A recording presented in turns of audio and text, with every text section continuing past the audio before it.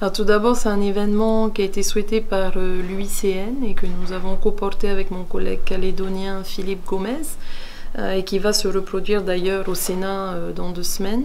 L'idée, c'est de sensibiliser nos collègues du Parlement sur l'enjeu des récifs coralliens. On oublie souvent, mais d'abord, ces récifs abritent une biodiversité qui est une richesse mondiale.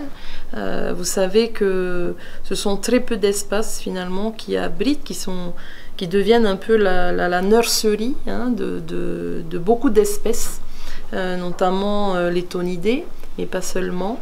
Et par exemple, pour ne citer que le Pacifique, on se rend compte que presque la moitié de la pêche en thonidés européenne se passe dans le Pacifique. Donc si demain, de façon très concrète, nos récifs sont en mauvaise santé, subissent des blanchissements de corail, et que demain ils ne puissent plus abriter cette biodiversité, c'est autant de ressources en poissons qui manquera pour nourrir aussi le reste de l'humanité. Donc quand on protège un bout de récif à 20 000 km, quelque part, on protège aussi sa ressource en consommation.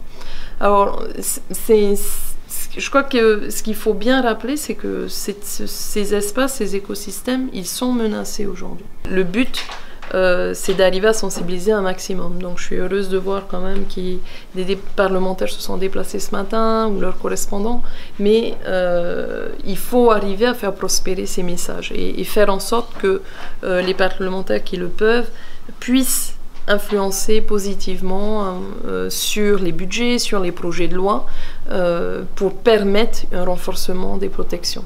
Concrètement, c'est quoi? C'est renforcer les moyens qu'on accorde aux aires marines. C'est renforcer les moyens qu'on accorde aux gestionnaires de ces aires marines. C'est renforcer les actions d'information, de sensibilisation, d'éducation à la protection de cette biodiversité.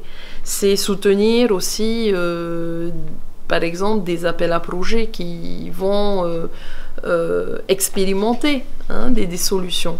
Voilà, c'est un peu tous ces sujets qu'on a vus. Et puis très concrètement sur le PLF, on faisait le point là avec les représentants des ministères. Il y a 3-4 programmes sur lesquels il faut qu'on veille. Ils ne sont pas forcément logés à l'environnement. Vous voyez, je vous donne un exemple, l'action de l'État en mer. Voilà un programme qui couvre aussi des moyens qui sont accordés pour couvrir les ZE. Et le budget de la défense et de la marine en la matière est important. Donc que ce soit en termes d'investissement, des moyens, des bâtiments qui surveillent ces zones, mais pas seulement la marine, parce qu'aujourd'hui on est aussi dans une évolution technologique de l'innovation qui permettront demain une meilleure couverture, une meilleure surveillance de ces espaces. On parle de drones, on parle de drones sous-marins, enfin vous voyez, voilà, il faut aussi suivre toutes ces technologies et je pense que chaque parlementaire dans sa commission peut regarder comment, chacun dans son domaine, on peut contribuer à renforcer nos actions en faveur de la protection de ces espaces.